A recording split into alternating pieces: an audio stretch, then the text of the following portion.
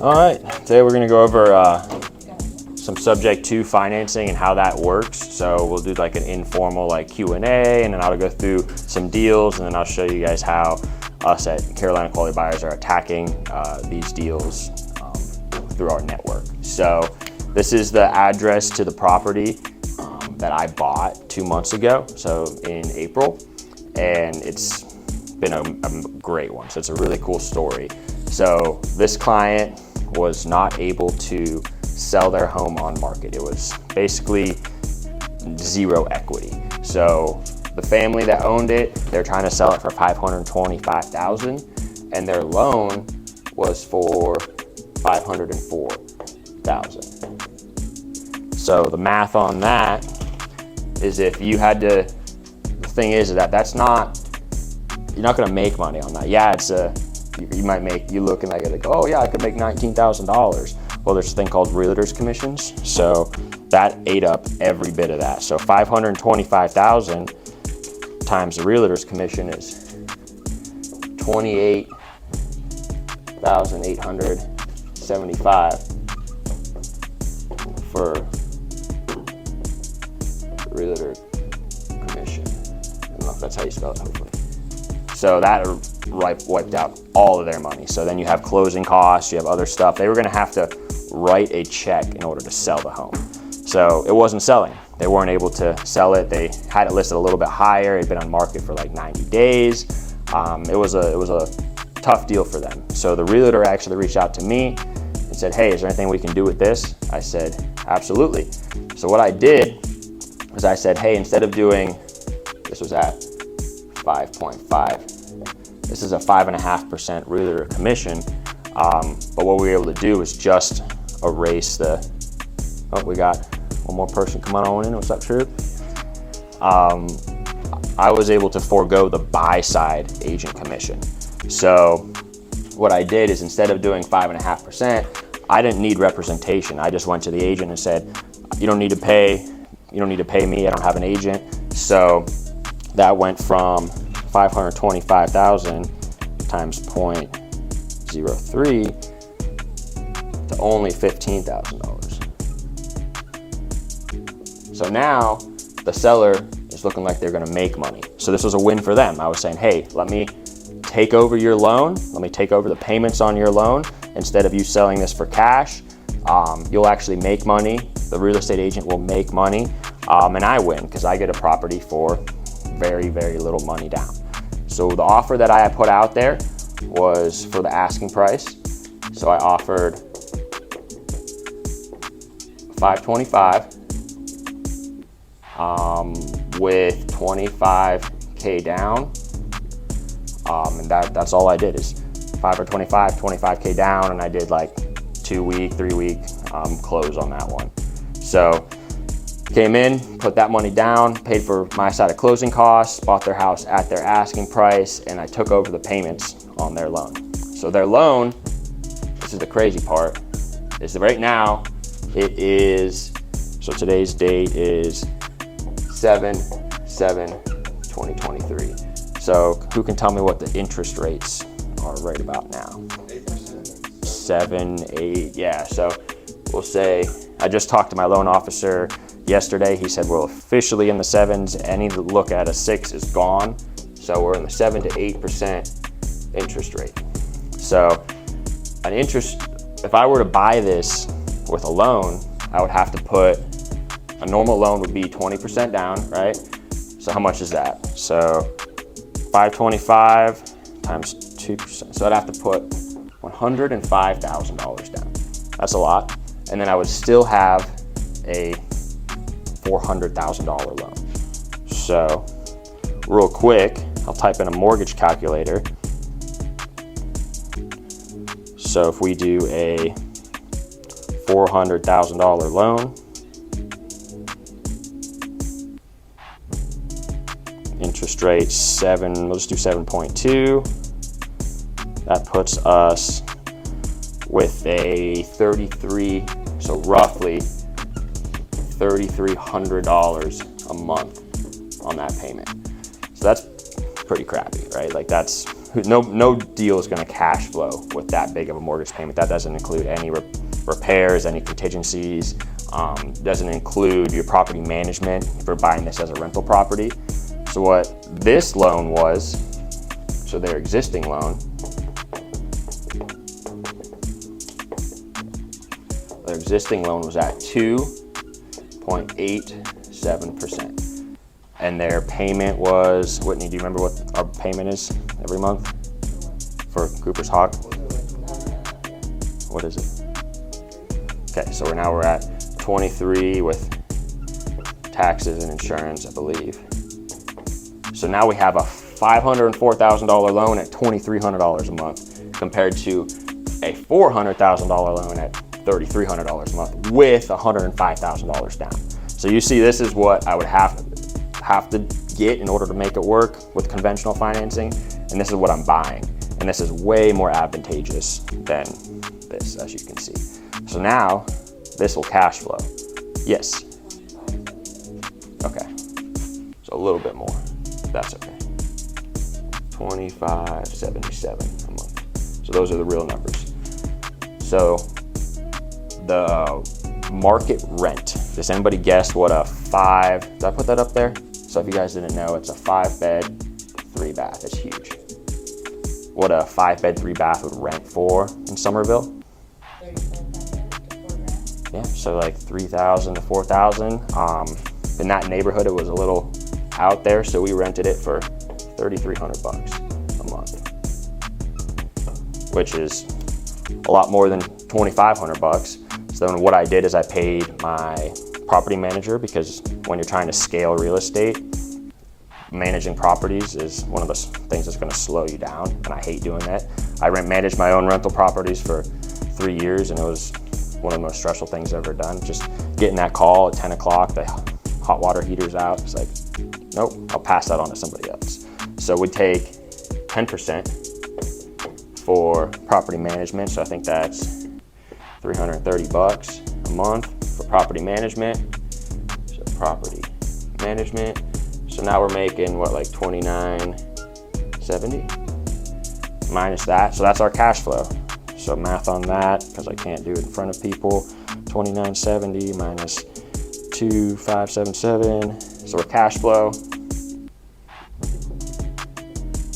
is $393. Now, a lot of people, if you guys are watching online, are going to be like, you're shouting from the rooftops, or what about like repairs and vacancy and all those things? And that's absolutely true. So even though I'm saying that's the cash flow, I'm going to say that's the gross cash flow. I'm still going to set that money aside.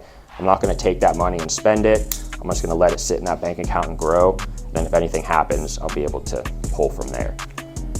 But the reason I didn't freak out about repairs is because this house was built last year.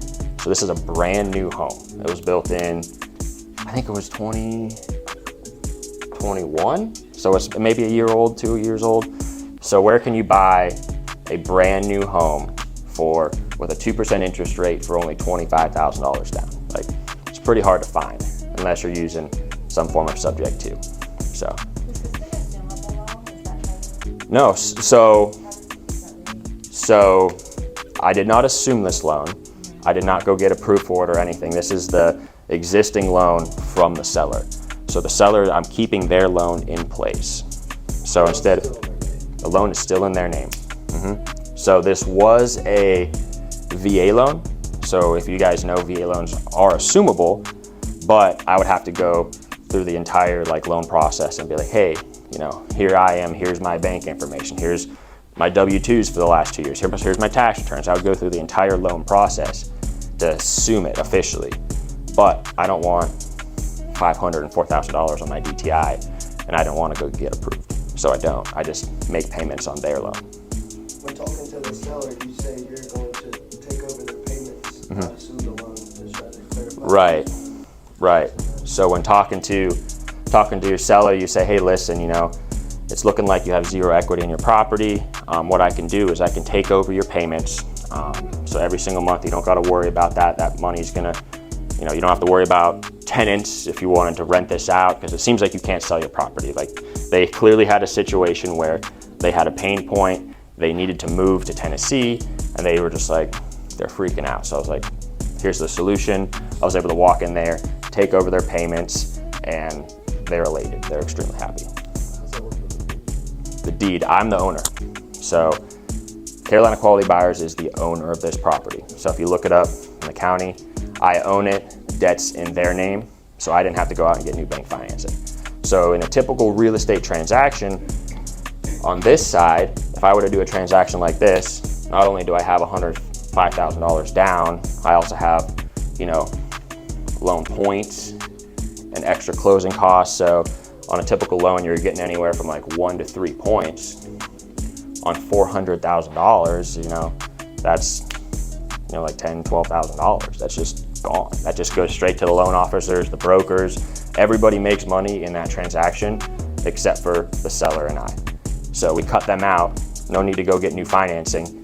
Keep the existing financing in place. Take over that advantageous 2.87% interest that they've already got approved for, and then I just take over the payments. So you might ask logistically, how does that work? We'll take their loan, their insurance, their taxes, and put it in a servicing company. So we take their loan and then put it in a, that's not really, whatever. So we put it in a servicing company, and then they do it all for us. It comes right out of my bank account and pays the loan, pays the taxes, pays the insurance, just like a normal loan. Does that come out of your 393 cash flow? Is there a fee for that servicing company to handle all that for you or no? I don't remember. I'd have to look, but I'm sure there is maybe a little bit. But it's just like your normal, all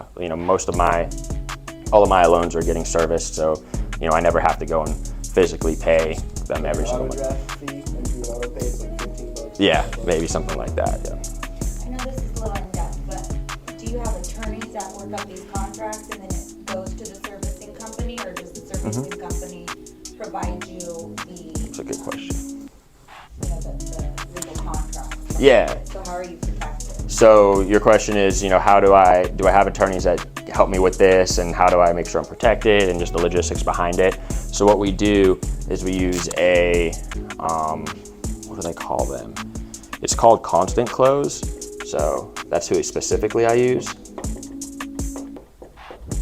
So everybody kind of tuning in, that's who I use. So you can Google them. And what they do is they provide transaction coordination. That's what it is. So they're transaction coordinators, and they will provide all of the contracts you need for a subject to purchase or an owner finance or a creative purchase. So you go with them, you pay them a fee. So I think this cost me $1,000. To me, that's worth it.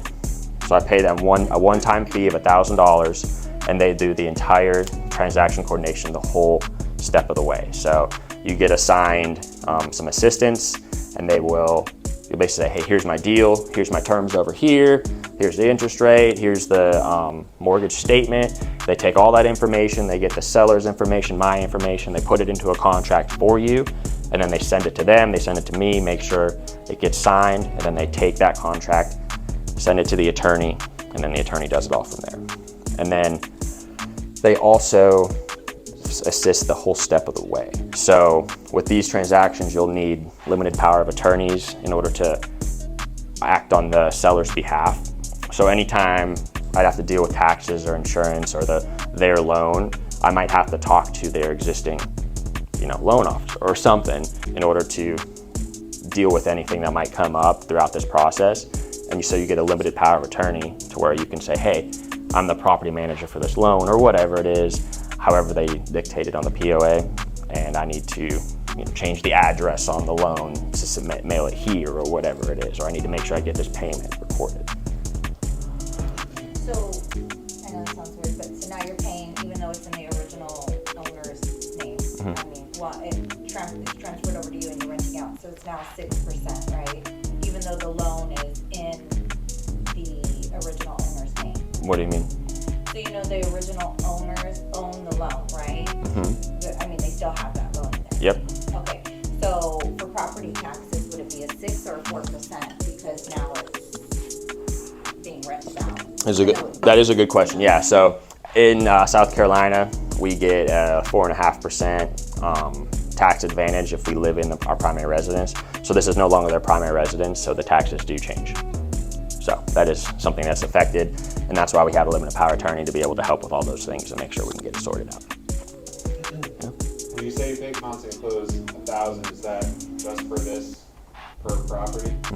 Yeah. Per property, so every time I have one of these and I've gotten through the due diligence phase and I know like everything seems solid, I've talked to the sellers, I've talked to the attorney, and I'm like, okay, this is going to happen. It's not just a flash in the pan because we go through so many deals.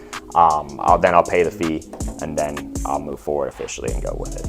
So they give you their contracts, they do everything, and then after it closes, they send you the entire packet, and then they'll talk to the insurance agents and everything to make sure every company has the power of attorney and they have all the documents for you. So it's really, I would pay them to almost just do regular transactions for me, let alone these extremely complicated ones. And they're not the only company that does this, but that's who I found.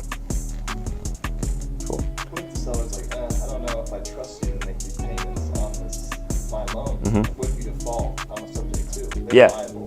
Right, so there's 6 lines on my contract that say the seller is still responsible for the debt. So my contract specifically lays out, and I got it from them. It's not like I made it. I'm not that smart. And it's like, you understand that you are still responsible for the debt. The debt is still in your name. If I default, this is what happens. Da da da da.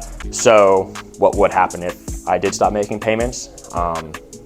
They would be able to foreclose. So they would be able to foreclose. I think there's a line in my contract that allows me to deed it back to them if I default. So then they'll return ownership of the property. They'll keep the loans already in place. They'll have the deed back. They'll own it, and then they can decide if they want to sell it or whatever, like years down the line. So they can kind of get back to square one. So the loan never goes away. You can't just like magically make it disappear. Like it's still tied to the property. So if I were to sell it, the loan has to get paid. If I were to try to refinance it, the loan has to get paid. But if I default, they're still responsible for the debt. So you do want to make sure as a seller to vet who you're selling to, because you're vetting me. You're looking at me and my business and saying, okay, I trust this person to make payments every single month, and that's why we put it into a servicing company. And you can actually set up like automated emails to say, hey, insurance got paid, monthly payment got paid. Because that's something they asked for, is they said, hey, how do I know it's getting paid? And I was like, we'll send you a statement every month. We'll make sure it gets paid. And we'll show you this for transparency's sake. That's your question? Awesome. I got one, so like when the seller goes, isn't there, like after 3 months or so many months, they can get a percentage of that debt removed from their name? What happens if they get some of that percentage removed from their name and then you default on payment? Are they responsible for the full amount still, or is it only the 70, the percentage they got reducted on? Okay, so this happens a lot. Most of the time, somebody selling this is trying to buy a new house. I mean, that's typically not say most, but maybe 50% of the time. They're selling this house, they're moving, they're trying to buy a new house. So they need to get approved for a new loan. So the thing with the servicing company is if you put that loan into a servicing company and then you send that to their new loan officer showing proof that a third party is making payments, you can remove, and don't quote me on this, I've heard different things, but I think for the first 3 months, it's like 75%. And then I've also heard like the first year, it's 75% off their DTI. So if you're making, if their payment's this much and you're making the payments every single month, 75% of that number gets taken off their DTI. So when you're getting approved for a loan, you're saying, okay, you have this much debt coming out every month. Here's your income. Instead of that being 25, I have my phone.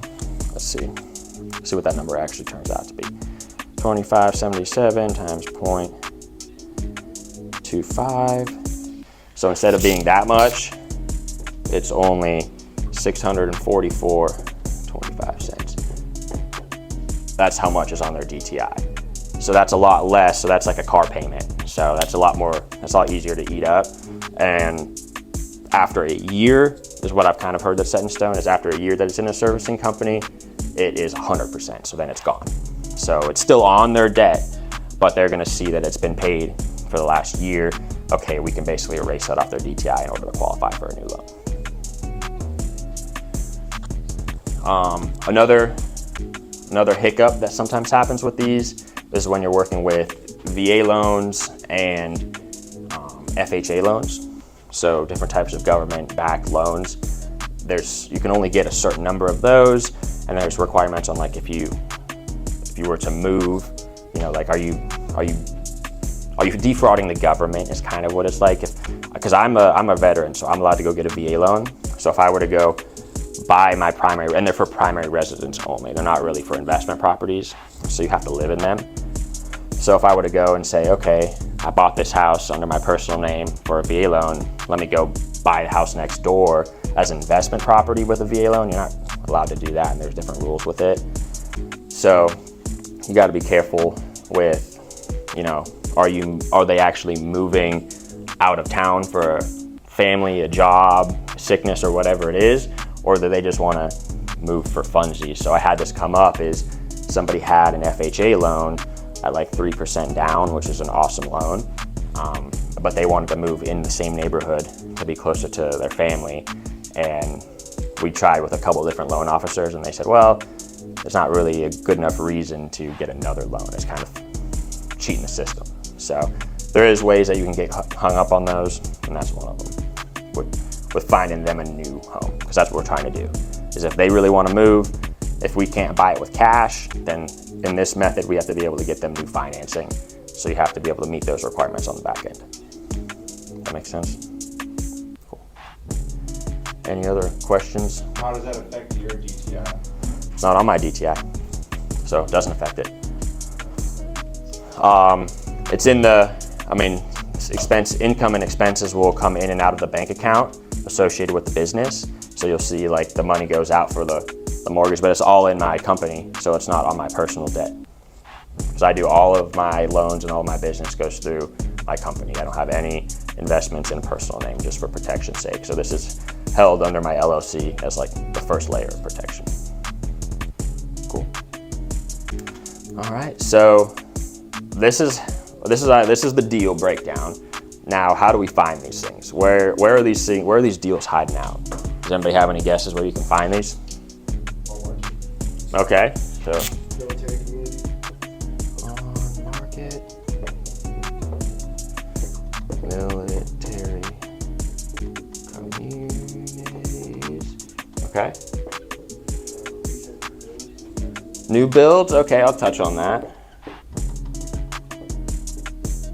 So those are all, you're gonna find those in those areas. So with the military community specifically, the reason that might be the case is you're gonna have people that have very little equity, because with a VA loan, you get 100% financing. So if they bought it, and that's what happened, is they bought this house for $520,000 2 years ago, they paid a little bit of it off, and then a year later they're trying to sell it. It hasn't gotten enough equity to actually make them money when they sell it. So they're kind of like at a zero equity situation. So I'm able to help them out, give them some money. So military loans are great to be able to use for this situation. So what we do at CQB is we're looking for newer properties, because I don't like to put my own cash into many deals. So even though I'm putting $25K down, that was an investment that I thought was worth it, because it's a new build, it's worth it to me. I could have gotten that money from like an investor or a partner or something if I really wanted to come be like cash zero, but it was worth it to me to put that in there. So we target on-market properties that have been listed for, say, like greater than 100 days, that are new, that are built from like 2020 to 2022. So newer build properties, maybe 2019. Just because if you have a property that's built in that year, those year frames, you have anywhere from like a 2 to a 4.5% interest rate. That's almost guaranteed. So a statistic I heard on a podcast this morning is, I think Brian, you actually sent this podcast, is 50% of homeowners over the last 2 or 3 years have a loan that's this low, because everybody refinanced when they saw interest rates at 2.0, 2.5. So my personal home, I have like a 2.3 because I capitalized on it myself. So you're not always able to necessarily find that information online. At least if somebody knows, please tell me. But the way to kind of guarantee that is if I say, okay, new builds, I know they certainly, if they have a loan, it's definitely in that interest rate range. So I attack those ones specifically like that. And plus I can also reduce all of my repairs. So now I have lower repairs because they're brand new homes. So who wouldn't want to buy a brand new home for very, very little money down with a 2% interest rate? So that's kind of where we're looking, is some on market, we'll filter it with all of our software and just say, hey, anything that's listed greater than 100 days that was built in this range, give me that list. We pulled that list, I think we pulled that list very recently, some of us did, and it's like 173 houses in our market right now meet this criteria in the Tri-County area. So then we're just reaching out to those people and trying to find some of these things out in the wild. For the on-market deals, you want to touch a little bit on how to speak to like an agent? Absolutely. So a lot of agents are not familiar with this strategy, which is fine. So we have to very tactfully educate them and help them out so that they understand, because if they're not on our side and helping us present the offer to the client, it's never going to work. So I've had deals blow up because of miscommunication, just because you're playing middleman. They're just playing the telephone game where they're just like, hey, this is what they said, this is what it is, boom, boom, boom. And if you don't relay it correctly, it can be very detrimental, blow the deal up. So a strategy I use is if I'm finding these myself and I don't have a buyer's agent, I will go to the agent and I'll say, hey, agent, looks like your house has been sitting for 100 days. What's the situation with the seller? What's going on? So I figure that out, and they'll usually tell me like, hey, they're trying to move, or they've already moved. Client has this going on, X, Y, and Z. I say, okay, great. Do you think they'd be open to letting me take over payments on their loan, and I can come buy this house in 2-3 weeks for more than your asking price? If you want $530, I'll give you $535. And I'll say that, and they're like, okay. And then I'll say, oh, by the way, in this transaction, I'm 100% going to protect your commission, because when you suggest these creative and foreign strategies to them, they're going to think, oh crap, so if you're going to try and take over payments, how am I going to get paid? So they immediately put their defense up. So what I'll say, and you can hear it on the phone, I'll be like, hey, here's the situation, you think they'd be open to that? They're like, I don't know, maybe, they really just want to sell it. I'm like, okay, I just want to make sure we set this in stone, that that I'm going to protect your commission, that I'm going to pay that, like you don't got to worry about that. And then you can usually hear their tone change a little bit. And then one of the cool things I'll do is I'll say, hey, what I can also do is you could be a dual agent on this. So I'll tell the seller's agent, I'll say, you can represent me. So instead of getting a 2.5-3% commission, you can get 5.5-6%. So they're like, okay, instead of me making 15 grand, now I'm making 30. Then they really start to work for you. Then they're like, yeah, you know what? Because they want to get this deal done just as bad as everybody else, and they want their commission. So if you say, hey, here's an extra $15,000 in this deal, they're helping you out. They're on your team. They'll do whatever they want. I mean, I've seen it. Well, they'll do whatever they need to do to get the deal done because they want it. So that's a huge bargaining piece I like to kind of keep in my back pocket. Will you suggest less than 5.5 or 6, like 4, so they get a little bit more meat on the bone, they don't need to get all of it? That's exactly what happened on a phone call yesterday. I suggested that, the agent said, and the thing was, is the agent already messed with the buy side commission. She was offering 3.5% buy side, which is atypical. Usually it's 2.5%. So she was already offering more money to the buyer. And she said, oh, okay, I had already cut my commission a little bit.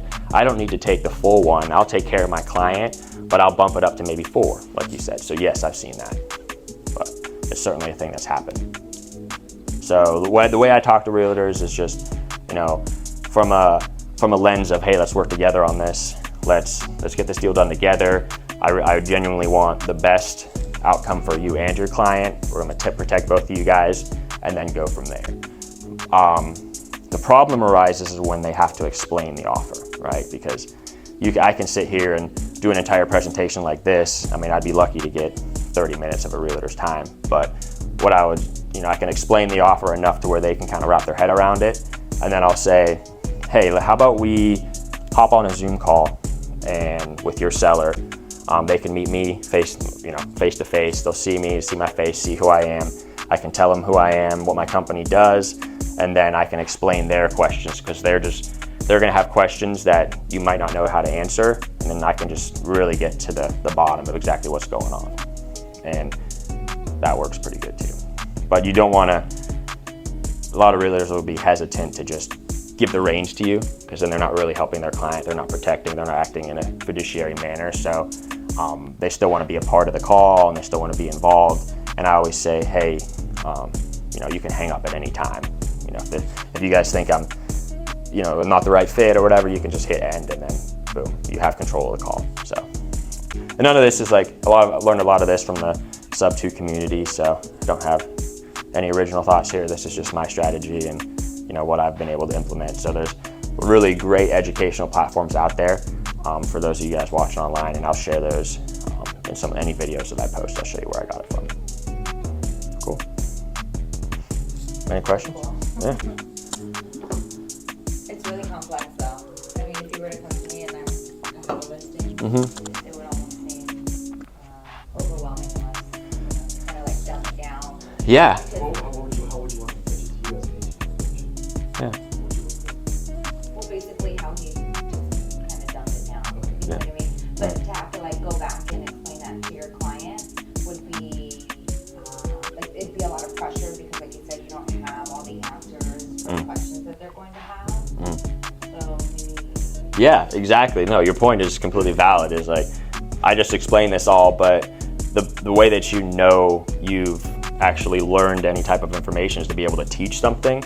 So me just telling it to you one time probably isn't going to make you be able to teach it to your client. So it's pretty complex, lots of moving parts here with taxes, insurance, due on sales clauses, loans, DTI, all of that. So that's why I like to kind of suggest, let me explain it, and then your client can ask questions live in person. More in-depth information, I'm assuming. Because if I was selling my home, I would want to know, okay, so you're going to make payments on the loan, but if I'm moving out of state, how is that going to affect me being able to get another if I want to purchase?